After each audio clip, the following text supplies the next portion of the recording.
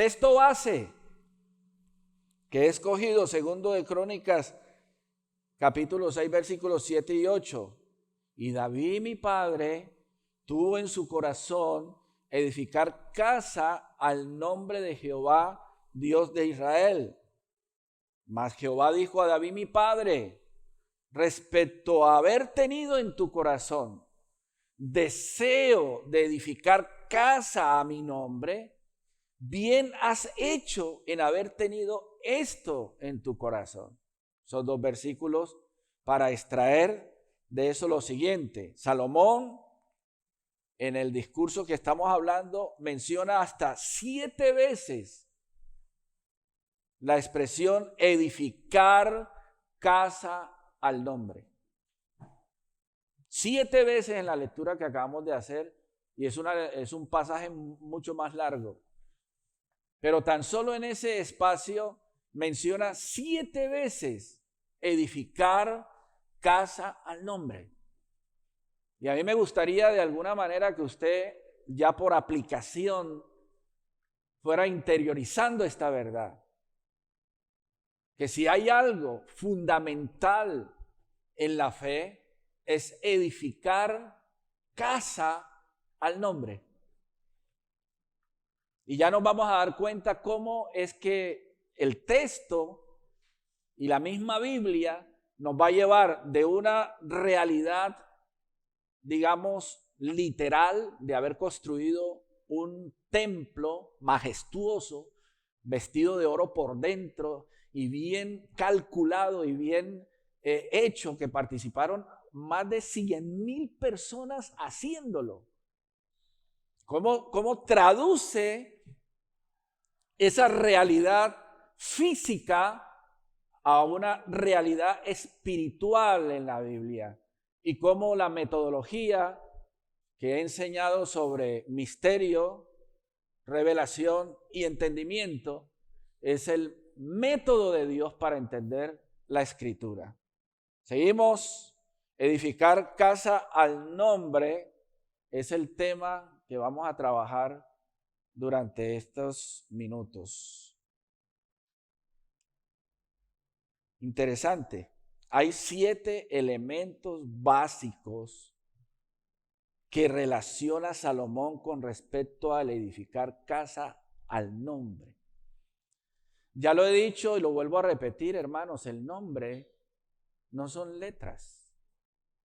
Aunque las letras y el sonido que le llamemos a algo en particular identifica el elemento en sí delante de otros y lo clasifica y ayuda para su organización. O sea, si las cosas no fueran llamadas por su nombre, uno no las podría clasificar.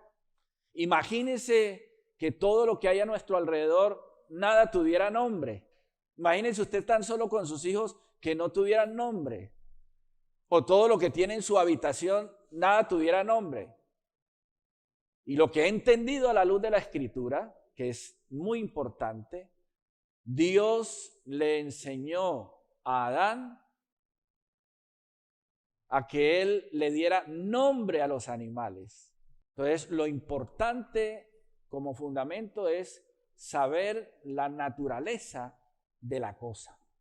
Esa banca donde usted está sentado es de madera, pero si usted entra a profundizar sobre qué madera es, cómo fue cortada, cuánto tiempo lleva, etcétera, etcétera, usted empieza a darle en su momento puntual un nombre a esa madera y a esa banca, a esa silla, y así cualquier cosa. Todo esto para decir ¿qué?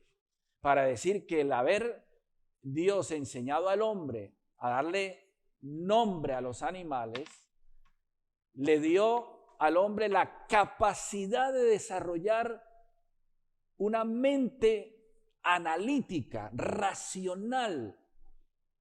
Una vez que usted interactúa con la cosa, una vez que usted interactúa con el elemento, una vez que usted trae a la existencia de la nada algo, por ejemplo, antes no había una botella de plástico.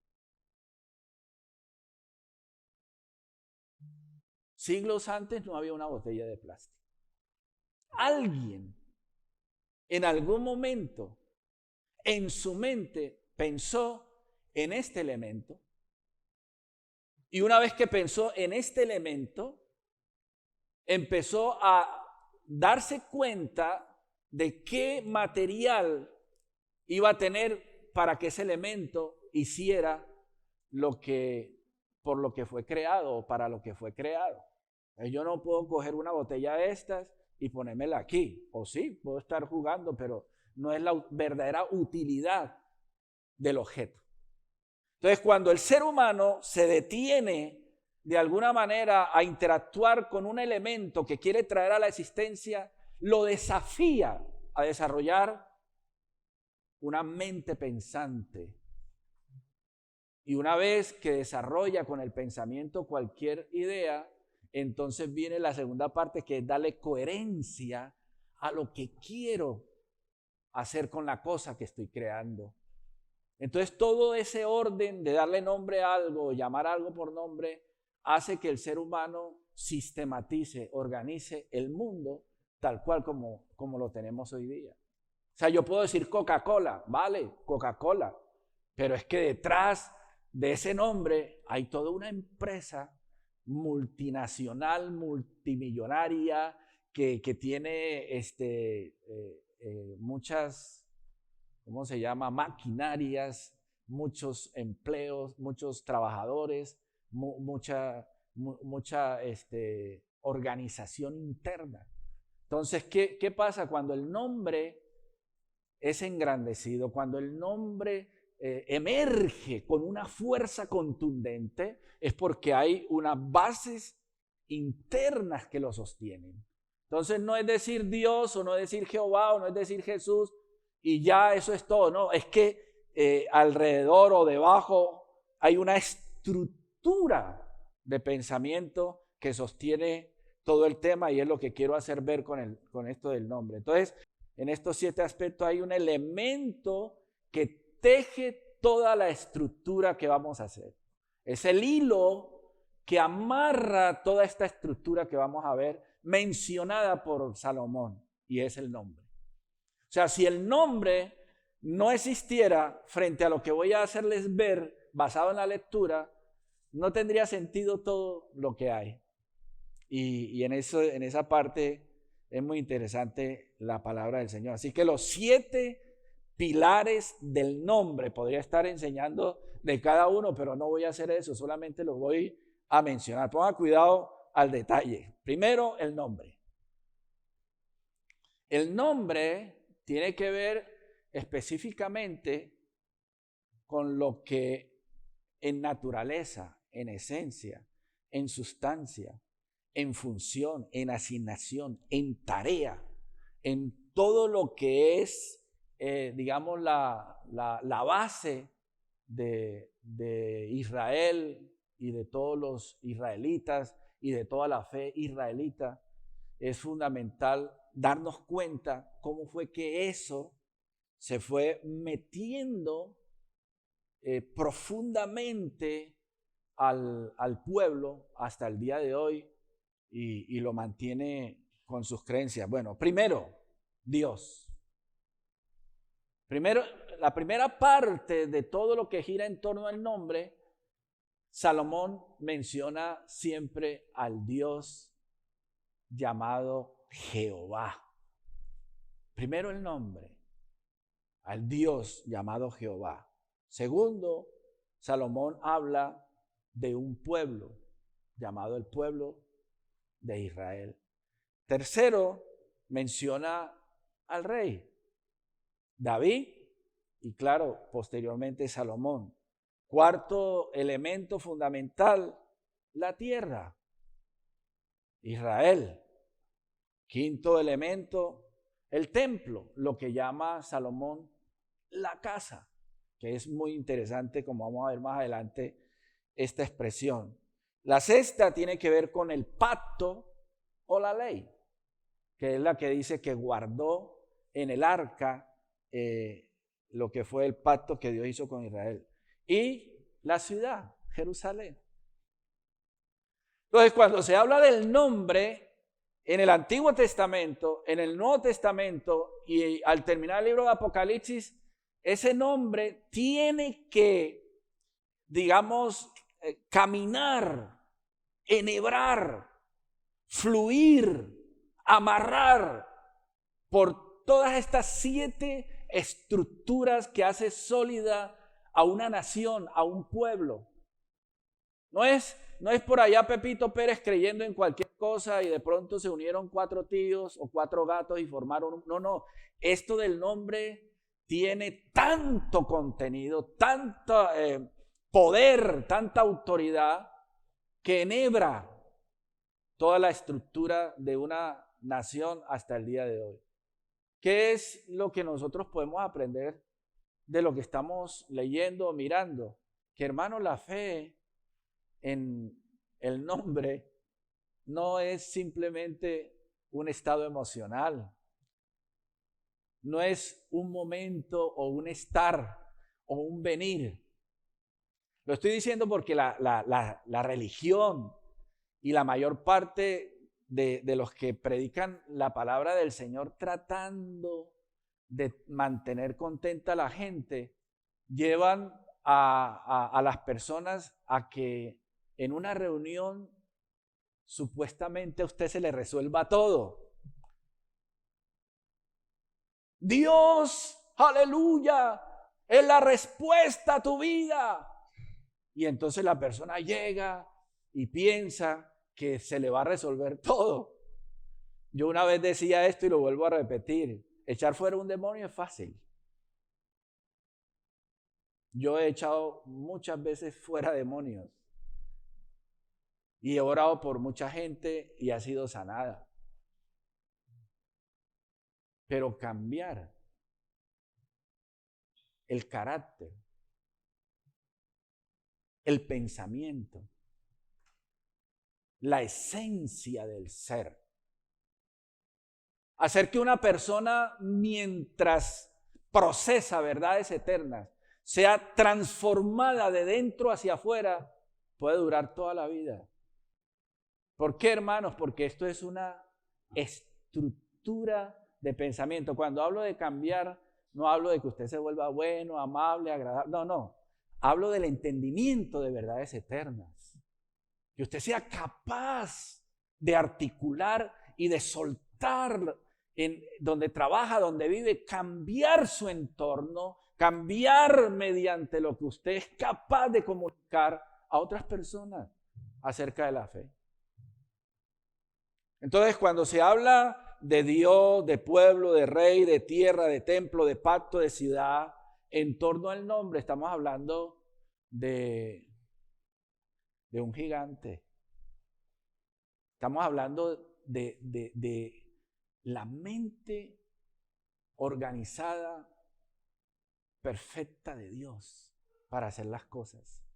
Mira lo que dice. Sin Dios no hay pueblo. Sin tierra no hay ciudad. Y sin una ciudad no hay templo. Sin todo lo anterior no hay rey, y sin rey no hay quien haga cumplir el pacto. O sea, no es hacer una casa o un templo como para que, bueno, aquí nos reunimos y lo pasamos bien. O no es escoger una ciudad porque nos pareció que en esta parte de geoestratégica es clave ponerla. No, hay todo un propósito. El nombre es todo un plan eterno diseñado desde antes de la fundación del mundo. Aún usted y yo no habíamos nacido ni venido hace N años atrás, y antes que todo viniera a la existencia ya estaba organizado. Ese es el nombre. Por eso es que no estamos leyendo en la Biblia acerca del nombre como si se tratara de un temita donde usted va a encontrar emocionalmente una palabra que le anime. Que no. Estamos hablando de una transformación del ser basado en cosas que son fundamentales a nuestro alrededor. El lugar donde yo estoy en el lugar donde yo vivo, el lugar donde yo me reúno o me relaciono con otras personas, la manera en la que yo estoy y cómo estoy, tienen obligatoriamente que abonarme a mí a la fe. O sea, si yo estoy hablando constantemente con una persona, interactuando con ella, y esa persona habla de todo, menos de edificar mi fe, esa persona a mí no me conviene. Si yo estoy intentando edificar algo y ese algo no responde para ser instrumento para que el nombre sea conocido, para que el nombre sea entendido, estoy perdiendo mi tiempo aunque llegue a ser el dueño del Corte Inglés. Lo más miserable que le puede pasar a un ser humano es que trabaje toda su vida y que nada de lo que obtuvo sirvió para salvar a otro. ¿Estamos entendiendo eso? Hermanos, aunque sean 5 de ustedes o 10, o todos los que están aquí, el día que yo esté delante del Señor y Dios me llame a mí a cuentas, puedan estar ustedes o detrás o delante o alrededor dando testimonio de haber hecho bien el trabajo.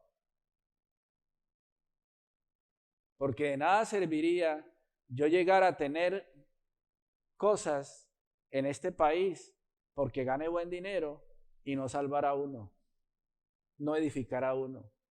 Entonces, asegúrese que lo que usted trabaja, que lo que usted hace, tenga en su mente, en su corazón, el propósito de usarlo para llegar a otra persona. Y no le estoy hablando, escúcheme con atención, no le estoy hablando de ser religioso. Y una vez, hace 20 años, una hermana que empezó a asistir a nuestra congregación, siempre, no, pastor, yo donde llego digo que soy cristiana evangélica y que leo la Biblia y que asisto al culto. Yo le dije, hermana, no hable de esas cosas. ¿Cómo que no? No. Usted lo primero que tiene que hacer es ser útil en su trabajo. Mediante la capacidad que usted desarrolla, lo útil que usted es, cómo participa en la solución de los problemas donde está, cómo llega a ser reconocido, reconocida. Eso es más importante que estar hablando de que asiste o no asiste. Primero resuelva, primero dé testimonio de ser buen trabajador, porque hay muy buenos evangélicos que llegan tarde al trabajo, hay muy buenos evangélicos que roban en el trabajo, hay muy buenos evangélicos que hacen tonterías. ¿Y de qué sirve eso a la hora de que sepan que usted predica o enseña el nombre? Si el nombre no es lo que usted hable, sino es lo que usted, por el entendimiento de la verdad, ama. Participe en la solución y no en el ser problema. Ponga cuidado a esto. Un pueblo sin nación, sin tierra, sin templo, sin constitución, sin Dios, sin nada, no tiene nombre. Eso es lo que Salomón y la lectura tanto en Reyes como en Crónicas nos está enseñando acerca del nombre. No, es que el pueblo de Israel construyó por medio de Salomón un templo y hoy día quieren volver a reconstruir el templo, y toda la obsesión de Israel religioso es construir el templo donde los musulmanes tienen el control. Es la obsesión. Dicen que tienen ya todo el inmobiliario, tienen todo el material, tienen todo para hacer el templo. ¿Pero para hacer qué? No, que hay una parte de allá de las murallas donde está la puerta no sé qué, que no han abierto nunca porque es la puerta por donde va a entrar el Señor. Entonces, una cantidad de desarrollo religioso improductivo que no obedece realmente a lo que Dios en primera instancia ha querido enseñar a través de su palabra, sobre todo lo que es las verdades que Él enseñó. La justicia, el amor, la misericordia, el perdón, la reconciliación, la justificación, valores y principios que le dan en un momento puntual realce a una fe, si le queremos llamar así, que es el nombre. Cuando el Señor le está llamando la atención a Israel, le dice: ustedes han hecho que mi nombre sea blasfemado en todas las naciones. ¿Y qué es el nombre blasfemado? No, que hablan mal del nombre de Jehová, de Dios. No. Hablan mal de los fundamentos y principios, mandamientos, normas, estatutos, leyes, ordenanzas dadas por el Dios de Israel para hacer mejor una sociedad. Ese que uno de esos principios que enseña la Biblia es acerca del jubileo. Entonces se han dedicado más a hacer la fiesta del jubileo que a entender qué era el jubileo y ponerlo en práctica. Entonces la fiesta del jubileo, ¡ay, la fiesta del jubileo! Y entonces celebramos la fiesta del jubileo. Pero espérate, que es que el jubileo es libertad, es alegría, es reconciliación. El jubileo es ser justo. Una de las cosas que se daba en el jubileo es que a los 50 años se le devolvía la tierra a sus primeros dueños. Una de las leyes normativas escritas en la Biblia acerca del cuidado de la tierra es: sembrarás la tierra 6 años y el séptimo la dejarás descansar. No, aquí es: machaque la tierra y trabájela hasta que la matan. Es que en la Biblia hay justicia, donde Dios a todos nos ha dado una parte de la tierra para vivir. A todos nos corresponde un lugar donde vivir, y que ha hecho el sistema capitalista. Ha creado todo un negocio poderoso en torno al lugar para vivir. Entonces todo ese nombre que habla el Señor son leyes, estatutos, ordenanzas para la cohabitación de los seres humanos, para que sean mutuamente bendecidos, prosperados, salarios justos.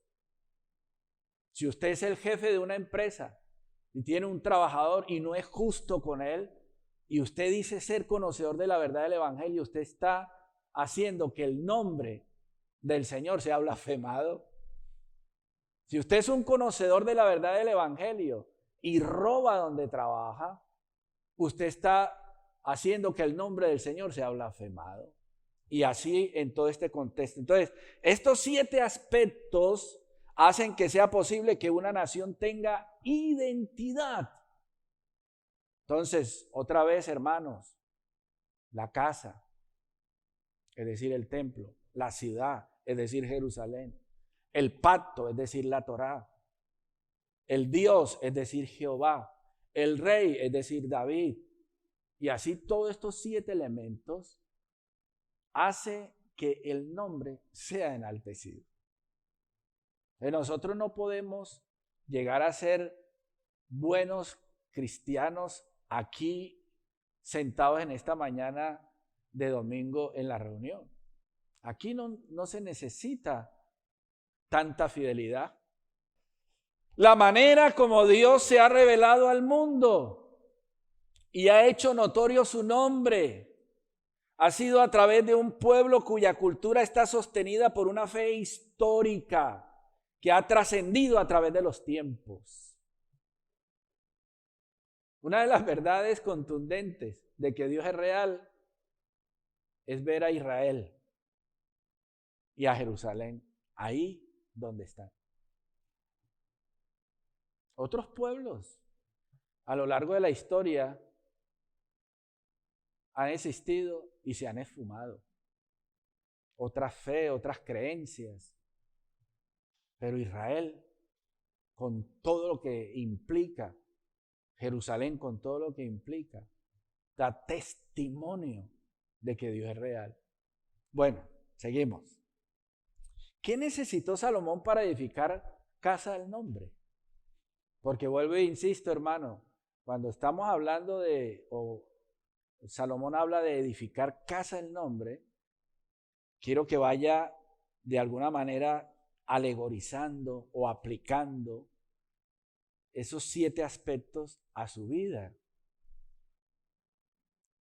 ¿Usted está en el lugar que está porque le conviene o porque tiene la convicción de que Dios quiere que usted esté ahí? ¿Usted está viviendo en el país que vive porque usted ve que sus recursos le van a aumentar o porque tiene la convicción que Dios tiene un plan con tu vida aquí en este país? ¿Qué necesitó Salomón para edificar casa al nombre? Determinación. Convicción. Bueno, el pastor está hablando, ya lleva 2, 3, 4 meses cansando con el nombre, me tiene fastidiado ya. ¿Y por qué no asume una posición y diga, qué es lo que el pastor quiere enseñarnos basado en la Biblia? ¿No será más bien que Dios? Voy a contarle esta pequeña anécdota. Dicen que una vez una congregación estaba buscando un pastor. Era una congregación muy pudiente, de gente muy rica y tal. Entonces la congregación decidía quién iba a ser el pastor porque eran los que pagaban. Entonces iban invitando al uno, al otro. Entonces llegó cada uno de los posibles candidatos y cada uno predicaba y la congregación, amén, ese es, amén. Hasta que un día llegó un gran predicador y les predicó un tremendo sermón sobre el amor, que la gente fue quebrantada, reconoció y dijeron, este es el hombre de Dios. Y lo nombraron el pastor, le compraron su casa, le pusieron su salario, pastor muy bien. Primer domingo toda la gente, la congregación contenta y el pastor le suelta el mismo sermón del día que lo escogieron como pastor. El segundo domingo la congregación ahí, el pastor le soltó el mismo sermón. Y así 2 meses cada domingo el mismo sermón. Y hasta que ya los ancianos de la congregación se reunieron y dijeron, oye, pastor, es que el mismo sermón, usted no tiene más. Siempre hablando del amor, del amor. Y yo no voy a cambiar, dijo el pastor, hasta que ustedes no se empiecen a amar los unos con los otros. Bendito el nombre del Señor. Bien, seguimos. En cuanto a esto de la determinación de corazón de David, la tenía Salomón. Es decir, que si usted no asume, no determina, no procesa, no interioriza, no encarna la verdad de Dios, usted no lo va a hacer con sus hijos. Sus hijos no van a recibir lo que usted no lleva por tu sangre. Entonces, ¿qué pasa, hermano? Los hijos van a recibir el Dios de la Biblia que usted interioriza. Las verdades que usted interioriza. Es que este hijo mío, ¿por qué no hace esto? Porque usted no lo hace. ¿Y esto por qué? Porque usted no. Y esto no es una cuestión de un día, 2 días, eso es un estilo de vida. Es un estilo de vida. Es una manera de vivir. El evangelio no es un bálsamo refrescante al alma herida. ¿Estamos entendiendo eso? Ay, no, que es que yo me siento triste. No, yo no voy a ir donde el pastor Manuel Umaña porque eso es pura cátedra y eso es pura letra. Yo más bien voy donde Pepito Pérez, que ahí sí cantan y alaban y adoran.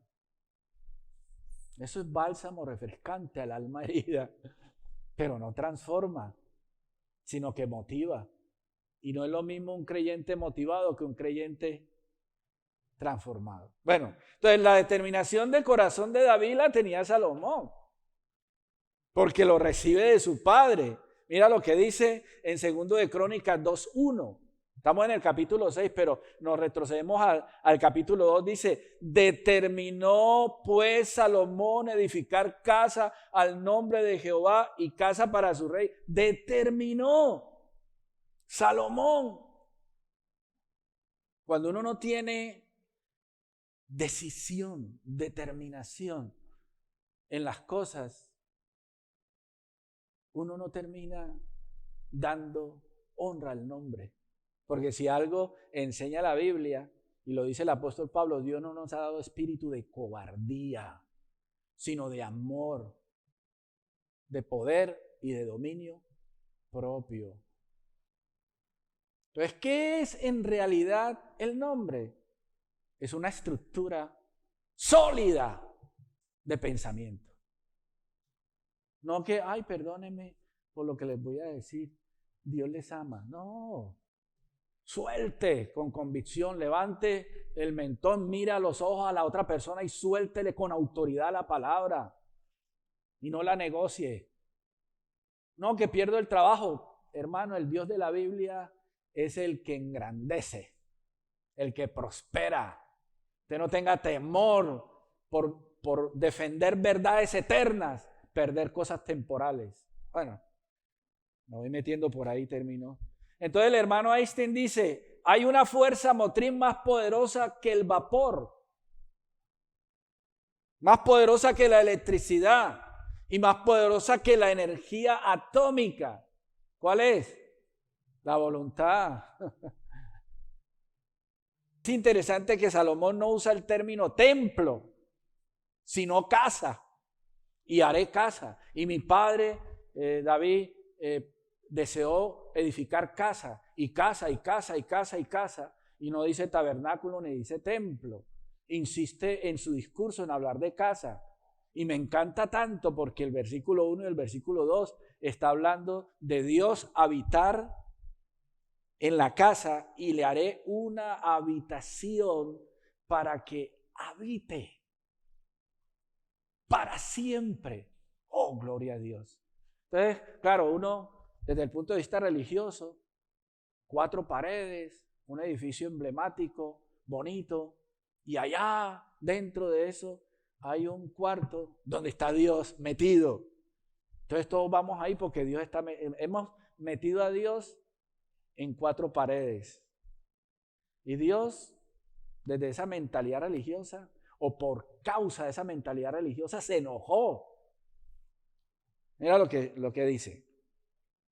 Yo pues, dice Salomón, he edificado una casa de morada para ti y una habitación en que mores para siempre. Genial. Una habitación en que mores para siempre. Eso me dio vuelta en la cabeza y empecé a estudiar y encontré lo que he llamado el texto de transición. ¿Qué le llamo transición? A que hay un elemento visible, tangible, que es el templo. ¿Qué es lo que han hecho las religiones a lo largo y ancho de la historia? Incluso España está lleno de grandes catedrales, de enormes catedrales. Europa, con el protestantismo, sea por parte del luteranismo, del calvinismo y de todos los que forman parte de esa línea protestante, tremendos edificios. ¿Y qué insiste el hombre en hacer? Tremendos. Usted va al Vaticano y usted ve un tremendo... Yo cuando leo y veo eso, digo, ¿qué Biblia leen? ¿Qué Biblia escudriñan? No, pero espérate, si es que Salomón, en función del nombre, hizo el templo en una ciudad llamada Jerusalén y estableció allí el pacto y puso un rey y esto y esto. ¿Y por qué nosotros no hacemos lo mismo? Pues a ver qué fue lo que pasó. Porque Dios llegó a un momento donde dijo, me tenéis cansado vuestras fiestas solemnes y vuestros ritos y holocaustos y ceremonias. Los vomito de mi boca. Dios se enojó. Vea lo que pasa. En Hechos 7, 46 al 50 dice, hablando de lo del tema del templo, de la casa, David halló gracia delante de Dios y pidió proveer tabernáculo para el Dios de Jacob. El lenguaje interesante. Estamos en el Nuevo Testamento. David halló gracia delante de Dios y pidió proveer tabernáculo para el Dios de Jacob. Mas Salomón le edificó casa. Si bien el Altísimo no habita en templos hechos de mano, como dice el profeta, el cielo es mi trono y la tierra el estrado de mis pies. ¿Qué casa me edificaréis? Dice el Señor. ¿O cuál es el lugar de mi reposo? ¿No hizo mi mano todas estas cosas? O sea, el Señor rompiendo con esa mentalidad religiosa improductiva, le dice al pueblo, es que esto no es de cuatro paredes con una serie de ritos y de ceremonias allí en ese lugar, y allí yo voy a estar metido de cabeza. ¿Me van a edificar usted casa cuando el cielo es el trono y la tierra es el estrado de mis pies? ¿Me van a meter en cuatro paredes como metieron al dios Baal y al dios Astoreth? Si yo soy el creador de todas las cosas, yo soy quien los mete a ustedes dentro y no son ustedes quienes me meten a mí dentro de. Vamos allá. Efesios 3:17, ya voy a terminar. Para que habite Cristo por la fe en vuestros corazones. ¿Dónde es que tiene que habitar? En el templo, en el lugar llamado Santísimo, en cuatro paredes, donde todavía el pueblo de Israel insiste en hacer el templo para que allí habite Dios. Dios lo tenemos allí. Por eso hay mucha gente, mírenme acá, que cuando vienen a una reunión de esta, piensan que aquí está Dios. No, vamos al culto. Ahí está el Señor. Y piensan que ustedes se van y el Señor queda aquí sentado en una banca esperando para que dentro de 8 días. Para los que vienen. Para los que no vienen, pues Dios está dentro de ti. Habita por la fe en nuestros corazones. La casa, la habitación especial. Voy a contar esto. Pongan cuidado a esto que es interesante.